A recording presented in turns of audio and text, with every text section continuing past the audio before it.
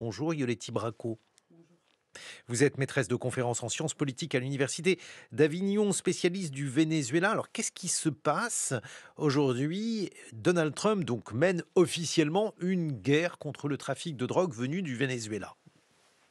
Plus que contre le trafic de drogue, c'est plutôt, exprimé comme une lutte contre le narcoterrorisme et là, on a quelque chose d'assez particulier parce que comme, vous pouvez le savoir, en fait, quand on s'est dit qu'on va lutter contre le terrorisme, alors on sort des cadres, on va dire, de la légalité, classique, y compris, en fait, en termes de guerre et on se permet, en fait, des choses comme ce qui est en train de se passer sur la Caraïbe, c'est-à-dire une avancée impérialiste des États-Unis où il y a déjà 27 morts, en fait, exécutions extrajudiciaires, en fait, des missiles qui tombent sur des bateaux qui sont issus des villages de pêcheurs au Venezuela qui, certes, potentiellement, sont liés au trafic de drogue, mais là, en fait, on n'a pas des preuves, on ne sait pas vraiment qui sont ces gens.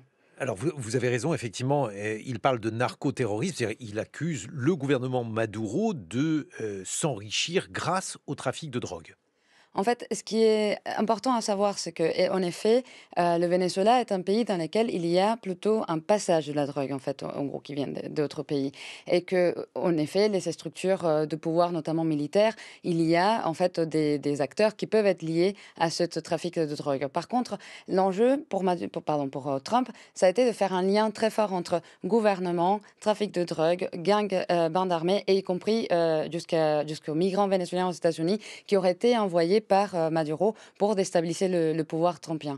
Tout ça, ces liens-là sont faux, en fait. Ils ne s'avèrent pas réels ni dans la réalité, ni politiquement, mais ils servent d'excuse, en fait, notamment aussi à Marco Rubio, du coup, en fait, dans le secrétariat d'État, pour lancer désormais une politique qui est une politique de domination, en fait, simplement. C'est-à-dire qu'en fait, rien ne prouve que le gouvernement donc de Nicolas Maduro s'enrichit directement ou indirectement de ce trafic de drogue? Le gouvernement Maduro, c'est un gouvernement autoritaire, c'est un gouvernement corrompu, c'est un gouvernement dans lequel, effectivement, en fait, vous avez des enrichissements personnels dans nombreuses activités économiques légales ou illégales. De là à dire qu'il y a une structure, en fait, qui va jusqu'à la tête du gouvernement et qui s'enrichit de la drogue, en fait, c'est une autre chose. En fait, ce n'est pas dire qu'il n'y a pas de lien, c'est que l'idée de penser qu'il y a un cartel de los soles, comme il l'appelle, dirigé par le gouvernement, c'est moins facile à prouver. Quelle est la situation aujourd'hui, au Venezuela, notamment la situation politique, puisque la Maison Blanche ne reconnaît pas la victoire de Maduro aux élections de juillet 2024? En effet, les élections de juillet 2024 sont des élections qui ont été gagnées par l'opposition vénézuélienne. Pour le coup, le gouvernement Maduro, c'est un gouvernement qui s'installe de manière autoritaire et qui passe au-delà, notamment d'une forte mobilisation de la population vénézuélienne. En fait, en juillet, vous avez, 2024, vous avez plus de 2000 personnes emprisonnées, en fait, en mesure de répression. Il y a encore des centaines des personnes en prison. Mais ce qui est le plus important à considérer, c'est que justement, dans ce contexte, en fait, d'avancée belliciste des États-Unis, en fait, la répression en interne dans le pays augmente. Récemment, on a vu notamment du coup, des collectifs de femmes et mères en fait, qui accompagnent les prisonniers du coup, de cette époque de juillet qui ont été attaqués. On a vu les militants de gauche et des droits humains qui en fait, accompagnent ces femmes en fait, qui ont été du coup, emprisonnées. On voit désormais des sociologues, des chercheurs en sciences sociales qui travaillent notamment sur les questions écologistes en fait, qui sont du coup, accusés d'être des traîtres. Et surtout, en fait, on vise assez fortement le militantisme de gauche qui ne soutient pas Maduro parce que bien sûr, pour ce gouvernement qui s'est dit socialiste, il n'est absolument pas souhaitable que des voix dissidentes de gauche expriment en fait le rejet de ce gouvernement. Donc on est dans un moment de tension politique assez fort. Donc la fable, c'est un gouvernement que vous avez le droit de contester ou d'haïr, Mm. dans ses décisions. Cette fable-là est finie. On voit désormais que c'est un gouvernement illégitime. C'est un gouvernement illégitime et surtout c'est un gouvernement qui se maintient par la force de la répression et par la force des armes en fait. Le Nobel, vendredi 10 octobre, a été remis à Maria Corina Machado, qui est une figure de l'opposition vénézuélienne. Peut-être quelques mots pour la présenter, pour les auditrices et les auditeurs qui ne la connaîtraient pas. Elle est effectivement une figure de l'opposition vénézuélienne.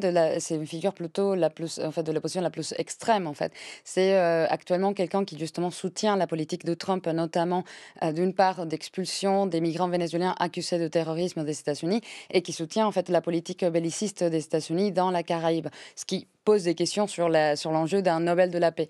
Mais au-delà de ça, c'est aussi quelqu'un en fait qui, depuis longtemps, en fait, a représenté vraiment la version la plus extrême en fait de la droite au Venezuela, qui en fait s'est attaqué au gouvernement chaviste, y compris dans les périodes où il était légitime, des manières plus ou moins démocratiques. En fait, à des moments en appelant à des boycotts, elle a soutenu aussi un coup d'État en 2002.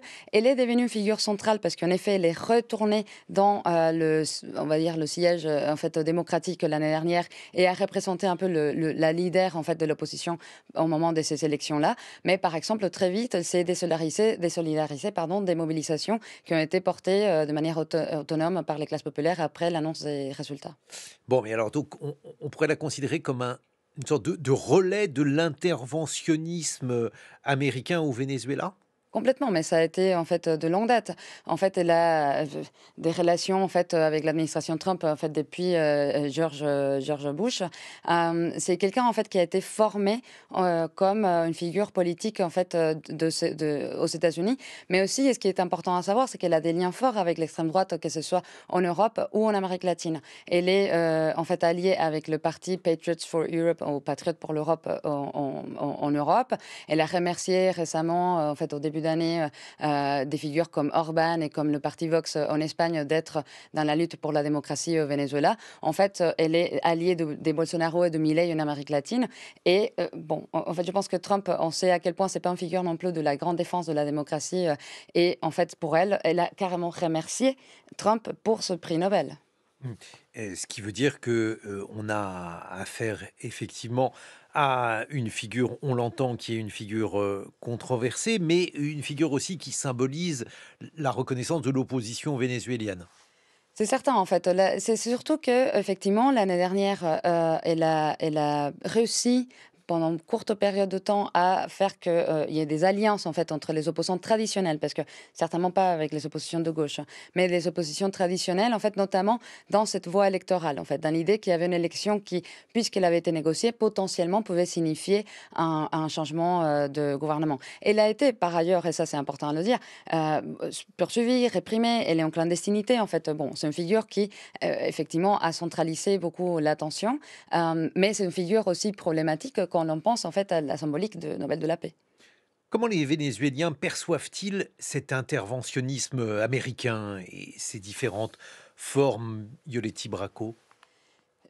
Puisque les Vénézuéliens sont hétérogènes, bien sûr, cette réponse est complexe. Toutefois, ce qui me semble entendre en fait dans mes échanges, c'est qu'il y a tout de même une certaine vision de ce qui est le public et le commun et une certaine fierté nationale aussi au Venezuela. Et même pour des gens qui sont opposés à ce gouvernement, c'est pas non plus une évidence d'accepter l'idée qu'il y ait une intervention, y compris une intervention militaire en fait. C'est quelque chose qui est vécu comme une vraie attente en fait à une unité nationale ou plutôt à oui, à un sens en fait de nationaliste qui est présent au Venezuela et qui n'est pas vu de manière positive. On écoute Nicolas Maduro, le président du Venezuela. ¿Hasta cuándo golpes de Estado es la CIA? América Latina no los quiere, Je no los traduis. Quand les necesita actions de la y los CIA vont-elles repudia. s'arrêter? No los L'Amérique golpes latine n'en veut d'Estado pas, n'en a pas dados besoin et por les la CIA. rejette. Plus La de paz coups se d'État de la gana, CIA, la la paz paix doit être se préservée. preserva. Écoutez-moi, pas de Listen guerre, to me. oui à la Not paix au war, peuple des get États-Unis, de peace. la part du The peuple de la people République United States. bolivarienne. Alors, il faut là justement expliquer ce discours Ioletti Bracco de Nicolas Maduro. A-t-on affaire à une sorte de retour de la politique des États-Unis qui considérait que ils avaient un rôle à jouer, un rôle actif en Amérique latine? Certainement, en fait, ça c'est l'arrivée en fait au secrétariat d'État de Marco Rubio, en fait, qui en figure des néoconservateurs en fait de la Floride, qui a en fait des liens notamment avec du coup la diaspora cubaine et la diaspora vénézuélienne, en fait renvoie à une idée selon laquelle la politique des États-Unis en Amérique latine doit être une politique d'influence. Il ne s'agit pas forcément d'une inquiétude sur si ce qui se passe en Amérique latine, c'est démocratique ou pas, ou bon pour les peuples ou pas. Il s'agit en fait d'avoir au gouvernement des alliés en fait pour mener de comptes politiques qui suivent les intérêts états-uniens. C'est quand même assez étonnant et assez paradoxal, puisque Trump s'est fait élire sur une plateforme de désengagement du monde. C'est certain, mais en fait, des engagements militaires lointains, mais maintient en fait de l'influence à proximité. Et ce qui est particulier, c'est que en fait, dans cette idée d'être contre Maduro, en fait, Trump donne aussi en fait un discours que Maduro peut instrumentaliser, en fait, parce que d'un coup, Maduro redevient en fait un anti-impérialiste. Or, on sait très bien qu'en fait, c'est surtout voilà un gouvernement autoritaire illégitime qui mobilise tout ça pour réprimer sa population. Bon, mais ça veut dire aussi que Donald Trump est prêt à mener une guerre, peut-être pour cette diaspora vénézuélienne. Elle est importante si on la compare à la diaspora cubaine aux États-Unis. Aux États-Unis, il y a à peu près 500 000 Vénézuéliens en fait qui sont réfugiés en fait ou qui sont partis, qui se sont installés. Mais c'est vrai qu'ils sont en fait un rejet fort de toute idée de gauche et en fait Trump a l'air d'être un peu le champion effectivement de ces idées-là. Donc oui. Et oui, c'était l'autre paradoxe. On a vu beaucoup de latino-américains voter pour Donald Trump. Merci Yoletti Bracco, maîtresse de conférences en sciences politiques à l'Université d'Avignon. Dans quelques instants, on va évoquer la solitude des femmes, deux regards. Celui de Lorraine Bastide qui publie Enfin seule, un essai aux éditions Alary. Maria Pourchet qui publie un roman Tressaillir, c'est aux éditions Stock.